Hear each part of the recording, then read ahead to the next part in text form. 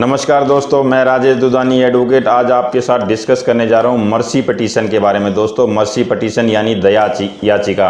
किसी भी व्यक्ति को जिसको मृत्युदंड यानी कैपिटल पनिशमेंट दिया जा चुका है, उस व्यक्ति के पास में ये एक लीगल राइट है कि वो अपनी सजा को कम कराने के लिए राष्ट्रपति महोदय के पास में मर्सी पिटीशन यानी दया याचिका लगा सकता है। दया याचिका दोस्तों, जब उसके पास में सारी लीगल रेमेडीज खत्म हो चुकी होती है, उसके बाद में दोस्तों उसके पास में ये एक लास्ट जो है हथियार के रूप में होता है, जिसके तहत वो राष्ट्रपति महोदय के पास में अपनी दया याचिका लगा सकता है। दोस्तों, मृत्युदंड के केस में एक बात महत्वपूर्ण है कि मान लीजिए अगर सेशंस कोर्ट ने किसी भी अभियुक्त को मृत्युदंड सुना दिया है, तो दोस्तों उस मृत्युदंड को कंफर्म करने के लिए हाई कोर्ट की मोहर लगनी जरूरी होती है। यानी कि अगर सेशंस कोर्ट ने कोई मृत्युदंड दिया है तो उस मृत्युदंड को कंफर्म करने के लिए उसके ऊपर में हाई कोर्ट की मोहर लगनी ज़रूरी होती है। यानी हाई कोर्ट में उस केस की जो है सुनवाई होने के बाद अगर हाई कोर्ट उसको कंफर्म कर देता है, देन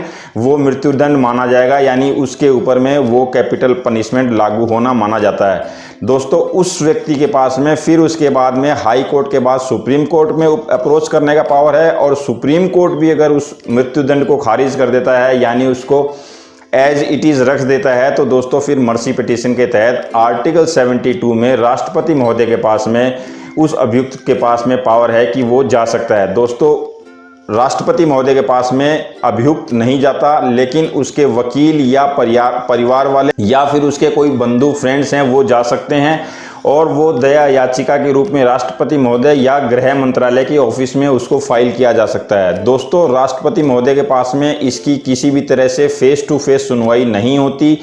राष्ट्रपति महोदय उसके ऊपर में मंत्रिमंडल से सलाह मशवरा करते हैं, और मंत्रिमंडल से सलाह मशवरा करने के बाद जो है अपना फाइनल जजमेंट देते हैं। उनके पास में इस बात का पावर होता है कि वो या तो उस दया याचिका को खारिज कर दें या फिर उसकी सज़ा को कम करके उम्र कैद के रूप में तब्दील कर सकते हैं। दोस्तों, राष्ट्रपति महोदय ने अगर एक बार दया याचिका खारिज या फिर उसकी सज़ा कम कर दी, तो उसके बाद में किसी भी तरह का कोई लीगल रेमेडी नहीं बचती, यानी उसके विरुद्ध आप कहीं किसी कोर्ट में नहीं जा सकते राष्ट्रपति महोदय के ऑर्डर के खिलाफ में। दोस्तों,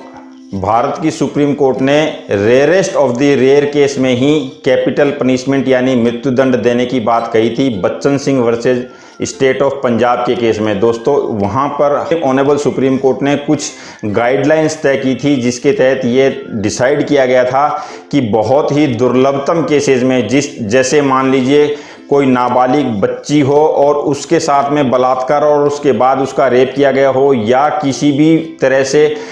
मानवीय नरसंहार किया गया हो जो अमानवीय तरीके से किया गया हो, यानी बहुत ही नृशंस हत्याकांड किया गया हो, या फिर किसी भी टेररिस्ट द्वारा किसी टेररिस्ट गतिविधि के दौरान में काफ़ी मात्रा में जनसंहार किया गया हो, तो इस तरह के केसेस में यानी कि rarest of the rare case में ही फांसी की सज़ा दी जाए। दोस्तों, फांसी की सज़ा देने का जो प्रावधान है कैपिटल पनिशमेंट, वो हर देश में अलग अलग तरह से दिया जाता है। कुछ देशों में गला काट कर भी दिया जाता है, और कुछ देशों में जो है जहर खिला के भी मार दिया जाता है, और कुछ देशों में जो है फांसी देकर भी जो है कैपिटल पनिशमेंट को एग्जीक्यूट किया जाता है। दोस्तों, आपको एक बात जानकारी देना चाहूँगा कि सन 2005 से लेके 2015 तक के बीच 1304 केसेस में मृत्युदंड दिया गया, लेकिन दोस्तों सिर्फ और सिर्फ 4 केस में ही जो है फांसी हुई है। उसमें एक धनंजय चटर्जी, दूसरा अजमल कसाब,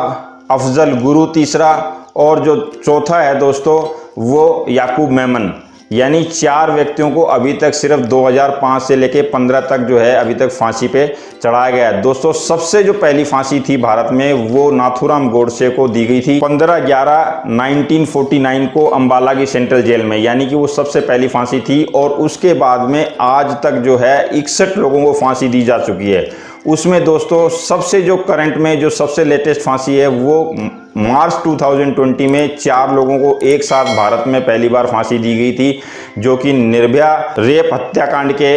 अभियुक्त थे, और उन 4 को एक साथ में फांसी दी गई थी मार्च 2020 में। इसके अलावा दोस्तों भारत में जो है फांसी सजा काफ़ी मात्रा में हुई है, लेकिन फांसी एग्जीक्यूट बहुत कम हुई है, क्योंकि भारत में जो है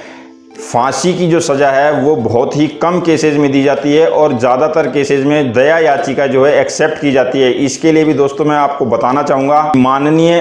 राजेंद्र प्रसाद जी ने अपने जीवन काल के दौरान में 181 फांसी की दया याचिकाओं पे अपने डिसीजन दिए, जिसमें उन्होंने 180 केसेस में दया याचिका जो है उन्होंने मान ली और उनकी जो है सज़ा, फांसी की सज़ा को जो है उन्होंने कम करके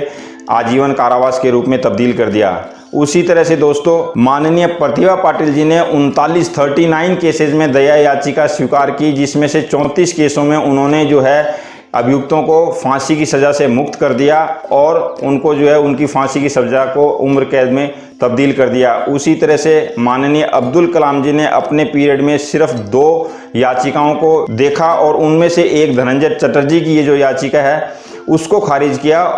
जिसमें उनको फांसी की सज़ा जो है मुकर्रर की गई। लेकिन दूसरे केस में, एक राजस्थान का केस था, वहाँ पे उन्होंने जो है फांसी की सज़ा को उम्र कैद में तब्दील कर दिया था। उसी तरह से दोस्तों माननीय प्रणब मुखर्जी ने अपने शासनकाल में सबसे ज़्यादा मृत्यु दंड की याचिकाएं खारिज की थी और उन्हीं के राज में जो है अजमल कसाब, अफजल गुरु और याकूब मेनन को फांसी पे चढ़ाया गया था। तो इस तरह से दोस्तों भारत में जो है फांसी की सज़ा बहुत कम केसेस में दी जाती है और उसके बाद में अगर दे भी दी जाती है तो माननीय राष्ट्रपति महोदय द्वारा इन केसेस में फांसी की सज़ा को उम्र कैद के रूप में तब्दील कर दिया जाता है। तो इस तरह से दोस्तों दया याचिका के ऊपर में अगर किसी भी तरह का डिसीजन माननीय राष्ट्रपति जी दे देते हैं तो उसके बाद में इसका किसी भी तरह का कोई जुडिशियल रिव्यू नहीं होता। ये था दोस्तों आज का दया याचिका के ऊपर में डिस्कशन। अगले वीडियो में फिर किसी नए टॉपिक के साथ मिलेंगे, तब तक के लिए नमस्कार, धन्यवाद। मेरा ये वीडियो अच्छा लगा हो तो लाइक, शेयर और सब्सक्राइब करना बिल्कुल ना भूलें। Thank you.